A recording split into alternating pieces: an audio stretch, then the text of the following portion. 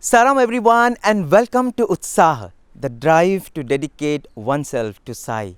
The new year is round the corner and this is a time when the alumni of Sri Sathya Sai educational institutions gather at his lotus feet to offer their collective prayer and collective gratitude to Swami. Generally every year you have a 3-day cultural program, so you have drama and dance and group songs at Bhagwan Sannidhi. This year, along with the usual cultural programs, we also have a 7-day festival of service. So you find alumni now serving in the South Indian canteen, in the North Indian canteen. In fact, even as I speak, there is work going on in the Bhakta Niwas sets, which are there right in front of me. So they are fixing bulbs there, cleaning the fans there. So similar work is going on in all the institutions. Yesterday they were in the super specialty hospital sorting out the files in the medical records department. The equipments in the blood bank needed some bit of cataloging. So all those kind of work which in the usual normal course of things the employees do not get to do or the Sevadals do not get to do, the alumni are now doing, trying to organize the different departments in the hospital and in the ashram. In fact, it reminds one of how the boys look after everything in the hostel, be it gardening, be it electrical work, be it the kitchen. So same thing is happening here. Prasanthi Nilayam has become a vast hostel for the alumni. They are in every institution trying to organize and make it better. And brother Venkat Desikan is someone who is also here, who is deeply involved in these activities. Brother, what are the activities going on right now apart from what I mentioned that is going on in the Bhakti Niwas said? Sai Team, Bishu. I think you summarized it well. We have the cleaning that's going on at the Bhakti Niwas sheds, and we also have a bunch of alumni, a good number of them in the hospital. As you said, I think they're working on helping the hospital there with some of the activities they don't get time to do through the year. So this is almost like a little slower time in the year, after Christmas or New Year kind of holiday season, and this is the best time to kind of make sure that we're clearing it back to zero. So some of these activities which has been around and pending. So not the basic service delivery is done always extremely well. So these are some things that we could go and assist them with so that they can focus on what they need to do. So that's one of them, and a bunch of others. So we have alumni from across different batches over here. So I think we start with activities which are less physical in nature, like a vibhuti packing, to serving in canteens and these. And we are also meeting those old people who are there in the sheds, old devotees who are there who need just engage in conversations with them, and they feel good every year meeting alumni as well. So those are some of the activities that's happening around here currently. Wow, fantastic. I think that's a very beautiful initiative. Speaking to senior devotees, giving them time. I think that's, even though it's a very sort of in the range of activity, it's a simpler activity, but I think it'll mean so much to those devotees, giving them time. Brother, I know this, throughout this year there have been any number of service initiatives where alumni have been involved, because alumni were involved in Ooty, they were involved in Orissa, they were involved in Kerala, the Kerala floods. In fact, now even as we speak, there is a plan to set up a primary healthcare center in every district of Orissa. But brother, can you just share the Kerala experience, because I know you were very much part of it. How and when you got involved in the Kerala episode, and how was it? Thanks for asking me about this. It's always nice to relive those wonderful moments.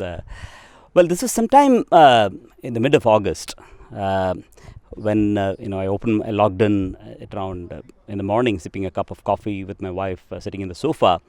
There was a splash news that appeared which said that 14 districts of Kerala in red alert, and I was shocked. And then my wife kind of added to that. She said, maybe we've not been following it so actively, and it has been bad. And so as we are chatting, I think I received a call from alumni Rakesh Menon telling me, hey Venkat, I think looks like we need to be there. We have to get there, right?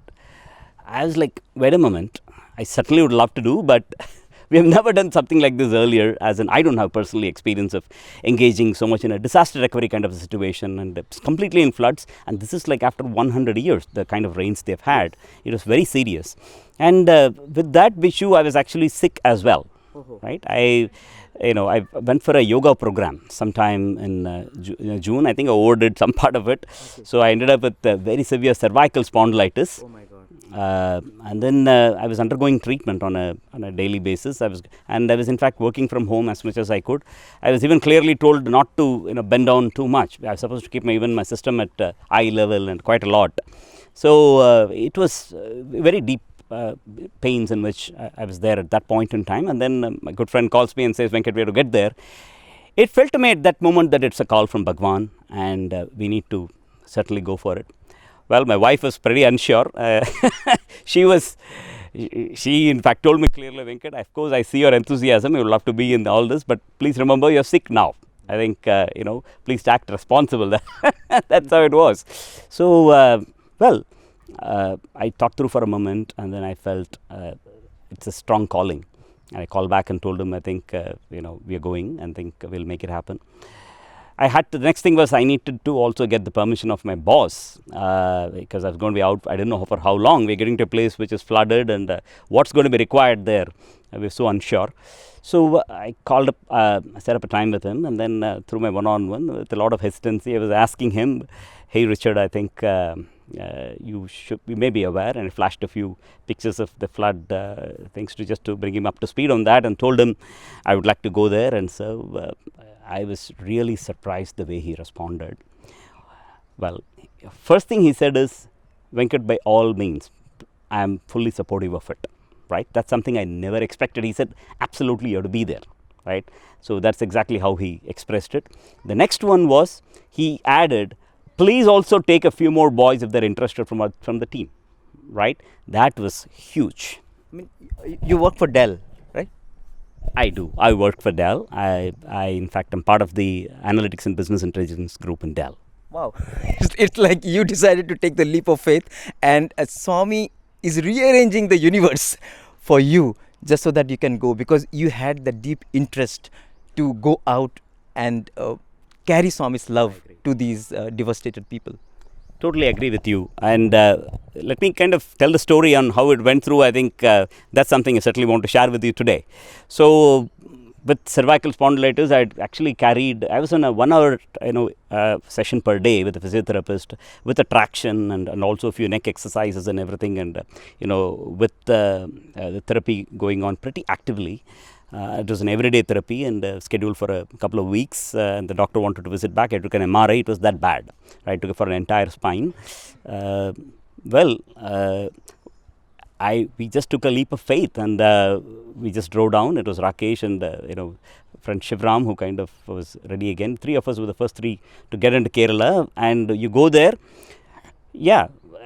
We just didn't know what to carry with us. We are not even sure, what kind of food, what kind of clothing, because we're going to a place which is flood affected and absolutely unsure, what are we supposed to carry, how we are supposed to kind of prepare ourselves for that. Pulled up, and in the meanwhile we had connected with the Sai organization. We knew just 3 of us can do nothing, and our goal was to make sure that we're going to go and tell others once we found a proper place for the Seva to get more alumni and our friends and get involved actively in the Seva activities there.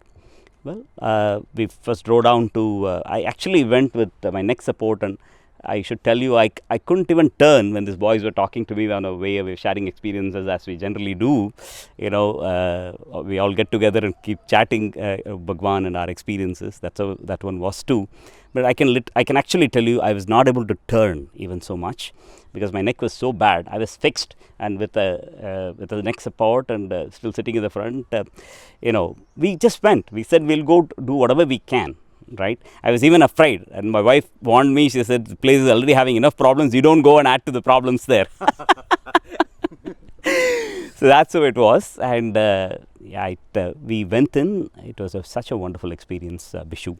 We had the state president waiting there, and then he kind of invited us, and we had dinner along with him around 8 p.m. We were there. Then we went up, and it was a dormitory. Of course, it's a flood-affected place, and he told me actually his home was also immersed in water. but he was actively there, in whites and for Seva fully available, and he received us. And then there was the center there. Obviously, you've gone to a flood affected place, we can't ask for all the conveniences there, and we knew it, and he actually offered the best of what he could, and everything available there. So I was actually sleeping on the flat floor, which I wouldn't have even imagined, right? And so that's how it was going. But well, it was a lot of activities there, and very, very physical, because we were actually in the center receiving all the flood support material which was coming in, and then it was more about making sure we were shipping it to different parts of different districts where it was required, and we were keeping track and sending things. And I should also add, we went as 3 alumni. It was more than 100 alumni. Wow. And we never expected we were going to be there for so long. To not just alumni, we had people from Chennai, we had people from Hyderabad, a lot of people from across different places who came and participated in these activities. Yeah, back to the health, what I was talking to you about, I forgot about it beyond the point that I was a patient. Of course, these guys never allowed me to lift anything heavy, and they were actually there around me, just making sure that I don't get excited, and they keep reminding me, Venkat, you're not well. So at beyond the point, of course, I stayed there for the longest stint. I decided I would stay back. We had many alumni who went back and forth, some of them for a week, some of them for longer, some of them just came for a weekend and served, and every way possible. I think it was about enabling people to come and stay there and do it in such a way, thanks to the organization there which allowed us to do it. With all this, I think the Seva activities went on. We participated in the medical Seva for the school kids. You are aware, we created from Parthi also, we built a lot of school kits and sent it up there, and it was happening in multiple places. So with all this, somewhere after this entire activity was getting over and I came back home, well, I was surprised myself. My wife just asked me after I returned one day, as I was just coming in, how's your neck? Well, that is truly a moment when I realized I'd actually forgotten about my my neck pain. You didn't feel the pain. You didn't really had an inkling that you had cervical spondylitis during the Seva. Seva by itself is so close to our heart. I think we forget everything else and we just kind of get in, and it by itself is healing. Right, that's what I found out when I came back. My cervical spondylitis without any treatment was cured for more than 95%, and the 5% was still, because every time I think about it, I'm supposed to be feeling the pain. I probably, it's psychological, I feel probably something is not okay, but then the reality was I was actively involved through the activities, though of course I didn't lift a lot of weights and stuff, but I was able to be there without any treatment, and I came back 95% cured. So, if someone, next time you hear someone who's sick, let them know, go and join Seva. If you're sick, go out and serve, and Swami will take care. Fantastic. But I think that is, seriously, but this is such a fantastic story. Brother had cervical spondylitis. He goes to Kerala, works in flood affected area and comes back cured. It just shows that how, if you want to do Bhagwan's work, you will feel his presence so strongly, so palpably, that you can never ever imagine what it can do to you, isn't it, brother? Absolutely. Let me add to that. Last night, of course, I just realized we were here. Of course, you saw that we were kind of doing activities in the sheds, and we brought those pretty long cobweb sticks and all that, where even my son, 6-year-old, he was kind of actively coming in, participating with us, and I realized I was actually holding those heavy sticks, and then we were kind of removing cobwebs in different places. Then I thought I should have actually felt some pain. I mean, now it is almost like, I don't know, it's almost like, feels like it's vanished. And this is from August to now with no treatment. Yes. And where I had to go and take MRI, and I was advised to be so careful, not even look below this level, even when I'm working, right? That's how I was advised the whole thing. I can't believe what Bhagwan does to us, right? Wow. All we need to do is to say that, we are available. We are right? available. Don't you think so? Yeah. Absolutely. Swami will take care of all our trials, all our troubles, if you just think of him and go out and try to live his message. As brother said, we have to be available. Bhagwan always used to say that all he needs is our availability. Then he will fill us with the ability. And once we engage in his activity, we will feel his divine proximity wherever we are. And I think that is the story of every Sai worker, that is the story of every Sevadal, that is the story of every alumni. Fantastic. Thank you so much, brother, for this lovely conversation.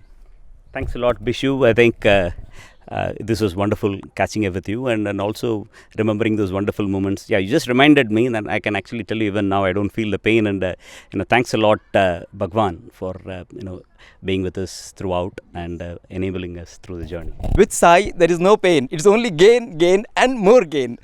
Thank you. Sai Ram. Sai Ram.